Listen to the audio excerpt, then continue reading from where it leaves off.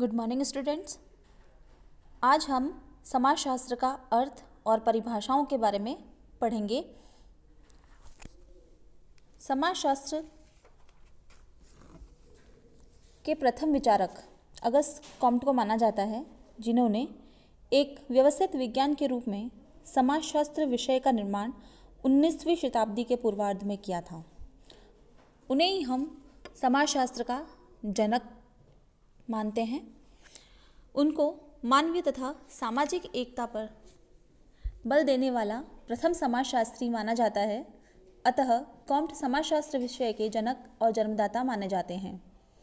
समाजशास्त्र समाज का क्रमबद्ध अध्ययन करने वाला एक विज्ञान है, जिसमें समाज के विभिन्न पहलुओं का अध्ययन वस्तुनिष्ठ रूप में किया जाता है। वस्तुनिष्ठ का अर्थ हम इस रूप में समझ सकते हैं कि जो वस्तु जैसी है उसका वैसा ही अध्ययन करना। प्रथमतः कॉम्ट ने इसे सामाजिक भौतिक शास्त्र कहा था, परंतु बाद में उन्होंने इसे समाजशास्त्र कहा है। आज यह विषय समाजशास्त्र के नाम से ही प्रचलित है।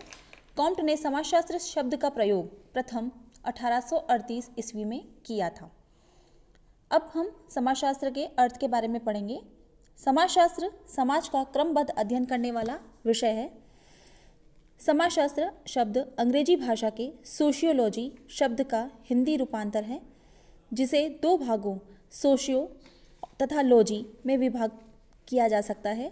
प्रथम शब्द अर्थात सोशो लैटिन भाषा के शब्द सोशियस से तथा दूसरा शब्द लॉजी ग्रीक भाषा के लोगस शब्द से बना है, जिनका अर्थ क्रमशः समाज तथा विज्ञान या अध्ययन है। अतः समाजशास्त्र का शाब्दिक अर्थ समाजशास्त्र का विज्ञान या समाज का अध्ययन है। समाजशास्त्र की परिभाषाएं। समाजशास्त्र की कोई भी एक परिभाषा देना बहुत कठिन कार्य है। विभिन्न विद्वानों ने इसकी परिभाषा अलग अलग दृष्टिकोण से दी है। समाजशास्त्रियों द्वारा दी गई परिभाषाओं को हम मोटे तौर पर 5 भागों में विभक्त कर सकते हैं। पहला, समाजशास्त्र समाज का अध्ययन है। Sociology is the study of society. अधिकांश विद्वान समाजशास्त्र को समाज के अध्ययन या समाज के विज्ञान के रूप में परिभाषित करते हैं। यही दृष्टिकोण अधिकांशतः प्रारंभिक समाजशास्त्रियों का भी रहा है, जिन्होंने समाज को समग्र के रूप में अर्थात इसे एक संपूर्ण इकाई मानकर ही अध्ययन करने पर बल दिया है, जिनमें वार्ड के अनुसार समाजशास्त्र समाज का विज्ञान है। उन्होंने अपनी इस परिभाषा से यह बताने की कोशिश की है कि समाजशास्त्र का शाब्दिक अर्थ ही समाज का अध्ययन या समाज का विज्ञान नहीं है, अपितु ऑडम, वार्ड, जिसबर्ट, गिडिंस आदि विद्वानों ने इसकी परिभाषा देते समय भी समाज को इस विषय का मुख्य अध्ययन बिंदु बताया है। गिडिंस समाजशास्त्र को समाज के समग्र स्वरूप का क्रमबद्ध अध्ययन एवं व्याख्या करने वाला विज्ञान मानते हैं। इसका अभिप्राय यह है कि समाजशास्त्र समाज में होने वाली प्रत्येक घटना और उसके विकास, उसके विषय क्षेत्र तथा प्रत्येक पहलू का अध्ययन करने वाला एक विज्ञान है। सेकंड, समाजशास्त्र सामाजिक संबंधों का अध्ययन है। Sociology is the study of social relationships. MacIver व पेज इसके प्रमुख प्रवर्तक रहे हैं। समाजशास्त्र सामाजिक संबंधों के विषय में है। संबंधों के इसी जाल को हम समाज कहते हैं। कुछ विद्वानों ने समाजशास्त्र को सामाजिक संबंधों के क्रमबद्ध अध्ययन के रूप में परिभाषित किया है। सामाजिक संबंधों से हमारा मतलब दो या दो से अधिक व्यक्ति ऐसे व्यक्तियों के संबंधों से है, जिन्हें एक दूसरे का आभास है तथा जो एक दूसरे के लिए कुछ न कुछ कार्य कर रहे हैं। यह ज़रूरी नहीं है कि सारे संबंध मधुर हों, सहयोगात्मक हों, ये संघर्षात्मक और तनावपूर्ण भी हो सकते हैं। समाजशास्त्री इन दोनों तरह के संबंधों का जब अध्ययन करते हैं तो उसे हम समाजशास्त्र कहते हैं। सामाजिक संबंध 3 प्रकार के हो सकते हैं। व्यक्ति से व्यक्ति के बीच, जैसे पति पत्नी, भाई बहन, पिता पुत्र आदि।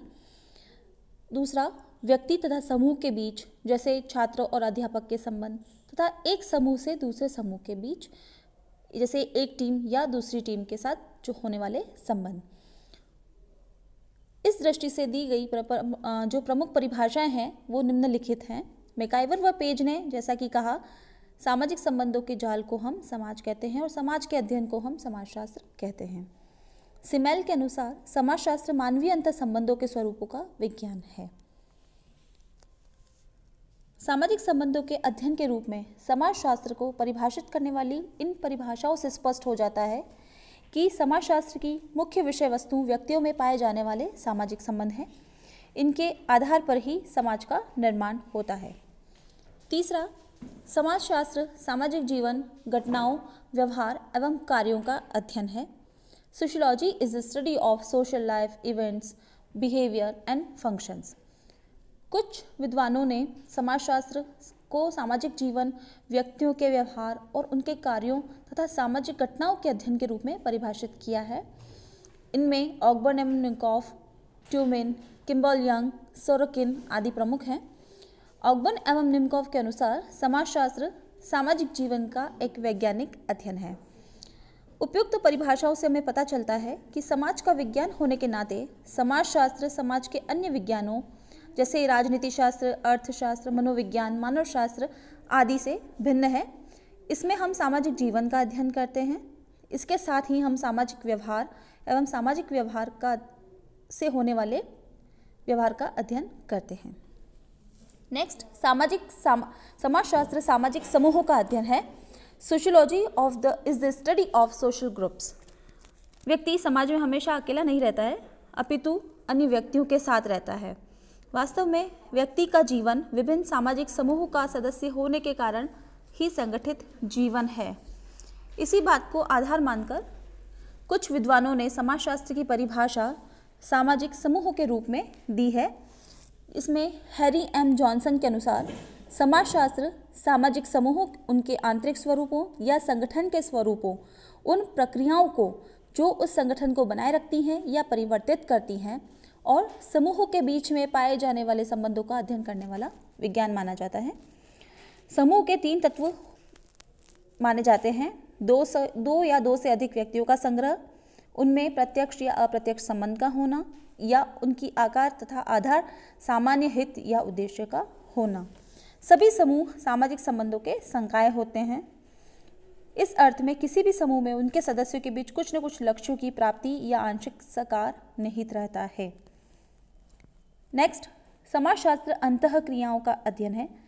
Sociology is the study of interactions. मानव एक सामाजिक प्राणी है और अपनी आवश्यकताओं के लिए वह एक दूसरे के ऊपर निर्भर रहता है।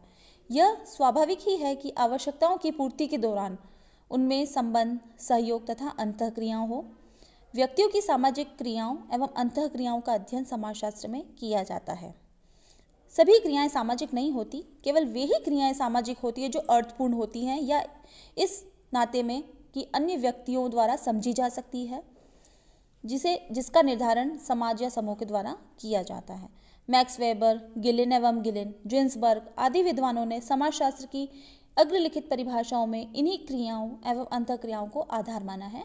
वेबर के अनुसार समाजशास्त्र एक ऐसा विज्ञान है जो सामाजिक क्रिया का निर्वचन, अर्थ व्यक्त करने का प्रयत्न करता है ताकि इसकी गतिविधि तथा परिणामों के स्वरूप